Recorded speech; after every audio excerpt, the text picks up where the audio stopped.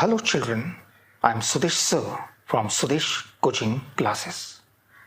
Welcome students to yet another episode of Season 9, Episode 1, Algebra Sets Part D.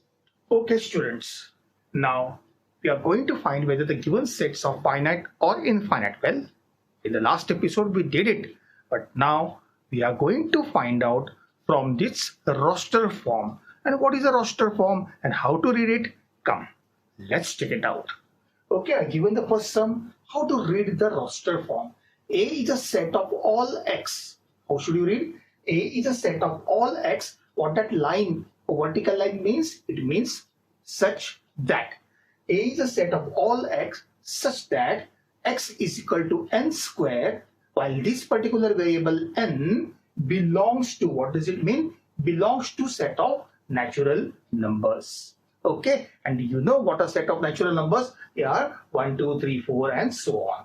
Now let's fill the values of n from 1, 2, 3, 4 and so on. So what will be the first value of x? The first value of x, because x is equal to n square and the natural numbers go from this way like this. The first value of n square is 1 square. So I'm going to put it as 1 square. The second value will be, see that number 2, the 2 square and 3 square and 4 square and 5 square and so on.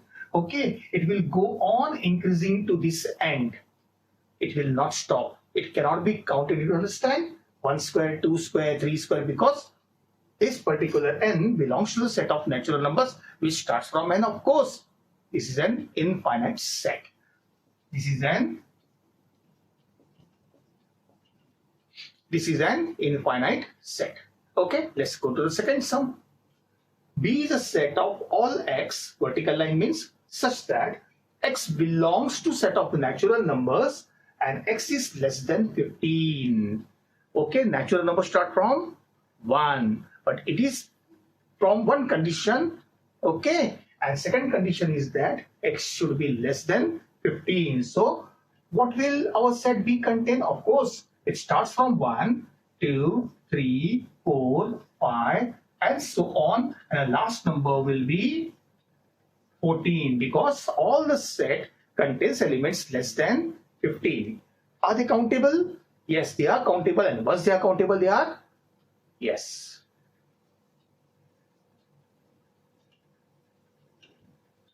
They are finite set. Okay. Third sum. C is a set of all x, yes, such that x belongs to set of natural numbers, and see, you have to read it like this: x is greater than 4 and less than 9. Greater than 4, less than 9. Okay, let me show it to you how. See, I have written all the natural numbers from 1 to 9. Natural numbers from 1 to 9. So x, our x is greater than 4. 4 se bada. Okay, 4 se bada. These are all the numbers greater than 4. And less than 9 means 9 se chota. Okay, these are all the numbers which are greater than 4 and less than 9. Let me write it for you. Okay, students. These are all the numbers greater than 4 and less than 9. Are they countable? Yes, that means they are correct.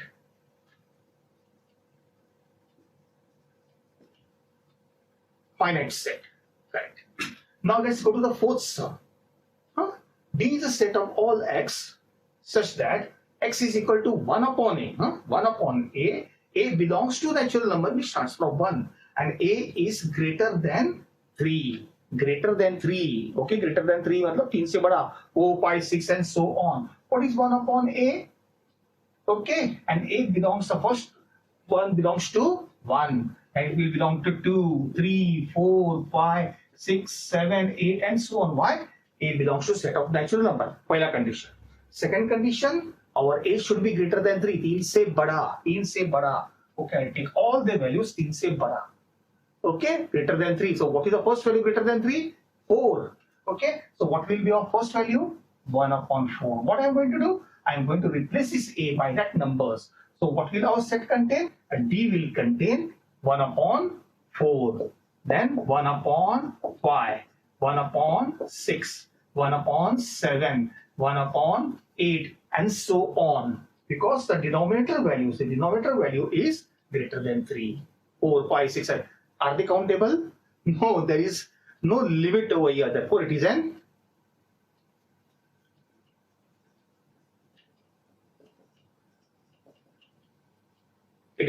infinite set. Let us go to the fifth sum. Okay, E is a set of all x. Now remember, x is a set of I matlab integers, such that x is greater than or equal to -5 and less than or equal to +5. Okay, I'm going to write all the numbers from -5 to +5. Here are all the numbers from -5 to +5. Okay, what does our set contain? It has two limits. First, our x should be greater than. Okay, fine. But look at the sign below. It should also be equal to -5. So remember, first value is greater than -5, but the second value is also equal to -5. So -5 will be there in our set. Second limit is over here. X should be less than 5. But look at the bottom sign. It is also equal to 5. Means less than or equal to 5. So 5 should be there. So our E set will contain these particular numbers. Okay. Now, are they countable? Are they finite? Yes, they are finite. Okay, that means this is a right.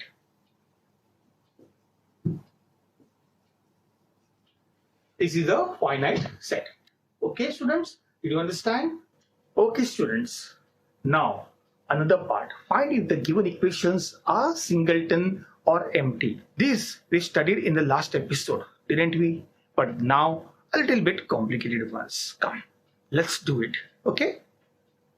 X is a set of all x such that x belongs to natural numbers and 2x minus 4 equal to 0. Whenever this type of equations are given, we have to solve it first. I'm going to solve it on this side. Okay. 2x minus 4 equal to 0. You can see it, don't you? पहला -4 उधर गया, -4 उधर गया तो क्या हो गया? +4. And multiply by 2 उधर गया, multiply by 2 उधर जाके क्या होता है? Divide by 2. X is equal to 4 upon 2. And what is 4 upon 2? 2. है ना? Okay. Our answer is 2. Does it match this condition? Is it a natural number? Yes. 2 is a natural number. So what will our x contain? Our x will contain just 2. It has only one element. Therefore, it is a singleton set. Right. Did you understand? Let's go to the second sum. Y is a set of all y such that y belongs to natural numbers. Okay? First condition. Second condition, 3x minus 5 equal to 0. Again, there is an equation. Come, let's solve it on this side. 3x minus 5 equal to 0. पहला -5 उधर गया, क्या हो गया? +5. Multiply by 3 उधर गया, क्या हो गया? Divide by 3. So our answer is this, 5 upon 3. Let's compare this with the second condition. It should be a natural number. Is 5 upon 3 a natural number? No, 5 upon 3 is not a natural number. In fact, it's a rational number, but not a natural number.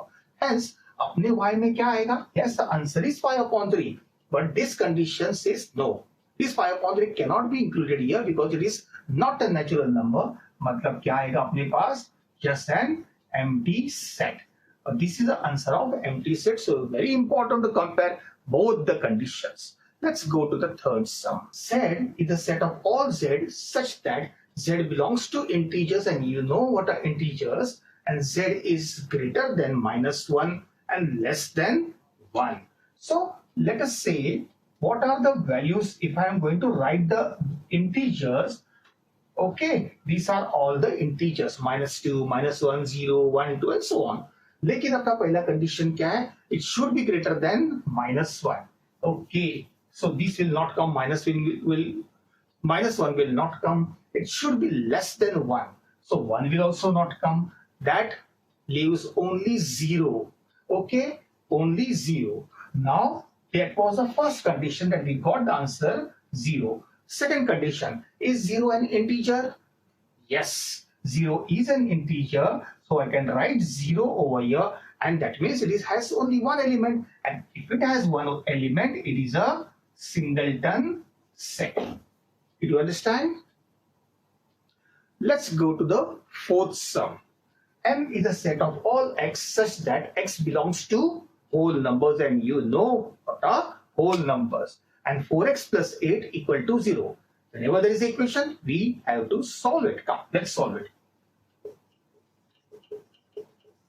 4x plus 8 equal to 0. पहला plus 8 उधर गया. Very good. It will become minus 8. Multiply by 4 उधर गया. Divide by 4. Perfect. So let's divide it. पहला sign लिखो. Okay. Now divide it. 4 1 the 4. 4 2 the 8. The answer is minus 2. Oh, let me write the answer minus 2. But what is the second condition? The second condition is that it should be a whole number. Is minus 2 a whole number? No, it isn't. So if it doesn't match anything with that, so there is nothing in that. Okay? इसका answer आया minus 2, but it is not a whole number, so nothing will come in it. Therefore, it is an very good empty set. Did you understand? Okay, children. Now, let's do fifth sum. P is a set of all x such that x belongs to natural numbers and x square is equal to 81. Whenever there is equation, we have to solve it. Let's solve it. X square is equal to 81. The square goes over there, becomes square root. The square goes over there, becomes square root. But remember, you are in standard this particular and you have to learn some new fundamentals. So whenever square goes over there, it not only becomes square root, but it also attaches a plus and a minus sign to it. Let's see. A plus sign and a minus sign will also be included in it. Did you understand? Naya funda. Okay, let's find the square root of 81. 81 का square root क्या है? 9 into 9. Double 9 का क्या आता है? Single 9. तो 81 का square root क्या है? 9. So our values are 2. One is plus 9 or x is equal to minus 9. So it should contain actually minus 9 and plus 9. But wait. Our x belongs to natural number. Okay, and minus 9 is not a natural number. How can minus 9 come over here? Sorry, minus 9 will not come over here. So the only answer is 9. Did you understand? Or tell me, is this a singleton set or empty set? Very good. Singleton set. Did you understand, students? Okay, students. Now, we are going to find the subset relationship between the sets. Yes, in the last episode, we have studied subset relationship. But this time, a little bit different sum. Come, let's check it out. Find the subset relationship between. Okay, fine. A are the residents of Maharashtra. B set is the residents of Madhya Pradesh. C set means residents of Mumbai. D set means residents of Bhopal. And E set means resident of India. So you have to compare the sets. And what did I teach you? Okay, come over here. I taught you the trick that the small set should be on the left hand side, a big set should be on the right hand side, and all the elements of small should be in big. Compare each and every with this particular trick I have given. Okay, let's check it out. Come, let's ask yourself this particular question. Are people living in Maharashtra live in Madhya Pradesh? No, they don't. Check it out, the other. Do people in Maharashtra, all people in Maharashtra live in Mumbai? No, they don't. Do people in Maharashtra live in Bhopal? No, they don't. Do people in Maharashtra live in India? Yes, they do. So tell me, which is small? Maharashtra small or India? Maharashtra small. So keep that on the left hand side and India on the right hand side. Do you understand? Good. Madhya Pradesh. Okay, first one is over. B set. Do people in Madhya Pradesh live in Maharashtra? No. Do people in Madhya Pradesh live in Mumbai? No. Do all people in Madhya Pradesh live in Bhopal? No. Do all people in Madhya Pradesh live in India? Yes, they do. So tell me which is small among them? India small or Madhya Pradesh? Madhya Pradesh. That means B should be on the left hand side and E should be on the right hand side. B is a subset of E. Understood? Let's go for the other. Mumbai. Do all people in Mumbai live in Madhya Pradesh? No. Do all people in Mumbai live in Maharashtra? Yes. So, which one is smaller, Mumbai or Maharashtra? Okay, Mumbai. So, C is a subset of A. Did you understand? Again, do people in Mumbai live in Bhopal? No. Do people in Mumbai live in India? Yes. So, which is smaller among them? Mumbai is smaller. So, I can write C is a subset of E. Okay? Come on. There is fun coming along. Do all people in Bhopal live in Maharashtra? No. Do all people in Bhopal live in Madhya Pradesh? Yes, they do. And tell me which is small? Bhopal small or Madhya Pradesh? Bhopal is small. That means D is a subset of B. Whatever is small now, keep it on the left hand side. Okay, so D is small. So people in Bhopal live in India? Yes, they do. Tell me which is small? Bhopal small, yeah, India small, Bhopal small. Bhopal has D letter. So D is a subset of E. Okay. Okay, I compared India. Okay, all people in India do not live anywhere. So tell me which is, so you understood it. But tell me one particular question. Answer. Okay. Which is a universal set among all these sets? Universal means biggest set among all these sets. And the answer is very clear. Which is a universal set? E is a universal set. I can write this as U because U capital means universal set. The biggest set for all these sets. Do you understand? Okay, students. Now we are going to understand a new definition. A definition is called complement of a set. Okay, here is the definition. If A is any set and U is a universal set. If U is a universal set and A is a set such that A is a subset of universal set. Okay, very easy to understand. Then all the elements of the universal set which are not present in set A is called as a complement of that set A. And it is denoted by A dash or A raised to power C. Here is the definition. If U is a universal set and A is a subset of U, then a set of all elements of U which is not in a set A is called as the complement of set A. It is denoted by A dash or A raised to power C. Okay? Okay, fine. It is very easy to understand if I provide you with one example. Here it is. Okay, students. Here is the first example. Universal set contains 1, 2, 3, 4, 5, 6, 7 and 8. And our set A contains 1, 2, 5 and 8. Okay. Now there is a trick. What you do is remove these numbers from the universal set. Okay. Like this. 1, 2, 5, 8. Okay. I removed all these numbers. Whatever remains, write it down. What remains? 3, 4, 6 and 7. I'm replacing those numbers once again. What I had done, 1 to 5, I had removed it. Whatever remains, written it down. And that is called as the complement of that particular set. It is so easy. Look, second sum. Universal set contains C, O, L, E, A, G. Okay? And B contains L, O, G, E. What did I tell you? Remove this from the universal set. So I'm removing L, I'm removing O, I'm removing G, and am I removing E. So what remains? Okay, write it down.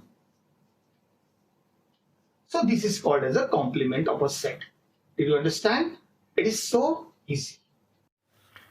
Hello children, I am Sudesh sir from Sudesh Coaching Classes.